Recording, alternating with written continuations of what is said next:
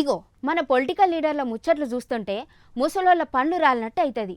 గ్రౌండ్లో జనాలు చస్తుంటే వీళ్ళేమో ట్విట్టర్లలో కూసొని డిజిటల్ కుస్తీలు పడతాండ్రు. తాజా ముచ్చట ఏందంటే మన BRS working president KTR sir అటు ఢిల్లీ పెద్ద అయిన రాహుల్ గాంధీ సార్ని టార్గెట్ చేసి మరి ట్విట్టర్లో ఒక్కటే రేంజ్లో దంచి కొడతాడు. మరి ఇంతకసలు ముచ్చటేంది అని అనుకుంటారు కదా, ఒకసారి చూడాలి మరి.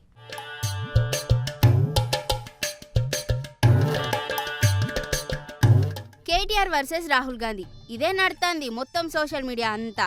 ఆటో డ్రైవర్లకు ఇచ్చిన హామీలేమాయే అని కేటీఆర్ సారు రాహుల్ గాంధీని ట్విట్టర్లో గట్టిగానే అడిగిండ్రు.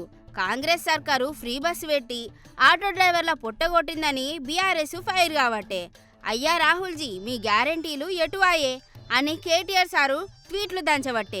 ఇటు ఆటో అన్నలేమో సవారీలు లేక చౌరస్తలల్లా ఈగలు తోలుకోబట్టే. హామీల ముచ్చట దేవుడెరుగు, ఇక్కడ ఫైటింగ్ మాత్రం తగ్గ వార్ నడుస్తుంది. అయ్యా రాహుల్ గాంధీ ఎన్నికల ముందు తెలంగాణకు వచ్చి ఆటో డ్రైవర్ల ఇండ్లల్లా ఛాయ్ తాగిండ్రు, ముచ్చట చెప్పిండ్రు, నెలకు 1000 రూపాయలు ఇస్తామని గ్యారంటీలు ఇచ్చిండ్రు.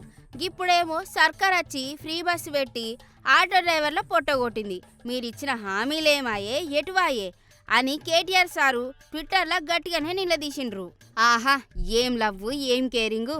ఒకప్పుడు అధికారంలో ఉన్నప్పుడు ఆటో అన్నల మీటర్లు ఎట్లా తిరిగినాయో పట్టించుకోనోళ్ళు ఇప్పుడు ప్రతిపక్షంలోకి రాగానే ఆటో డ్రైవర్ల కష్టాలు చూసి కన్నీళ్లు గారుస్తాండ్రు. అటు కాంగ్రెస్ వాళ్ళేమో మేము మహిళలకు ఫ్రీ బస్ ఇచ్చి పుణ్యం కట్టుకున్నాం అని సంబరపడతాండ్రు. కానీ మధ్యలో ఆటో నడుపుకునే అన్నల జీవితాలు మాత్రం స్టార్ట్ గాని ఆటో లెక్క గిట్లనే ఆగిపోయినాయి అనుకోవట్టే. రాజకీయ నాయకులు గీ ట్విట్టర్ ఫైటింగ్లు దేవుడెరుగు గాని చౌరస్తాల నిలబడే ఆటో అన్నల తిప్పలు చూస్తే కడుపు తరుక్కపోతాంది అని అంటాండ్రు ఇలా గురించి తెలిసిన కొందరు.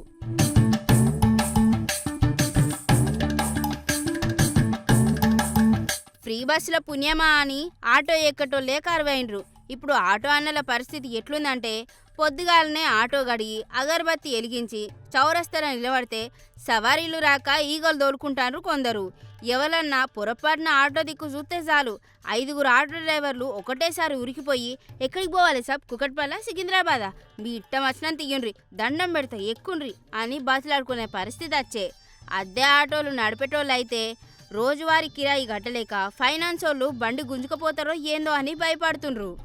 ఇటు కేటీఆర్ సారు ట్వీట్లు కొడితే రాహుల్ గాంధీ సారు ఢిల్లీలో కూర్చుంటే ఇక్కడ ఆటో అన్నల ఇంట్లోనైతే పొయ్యలుగుతలేదు. హామీల ముచ్చట దేవుడెరుగు.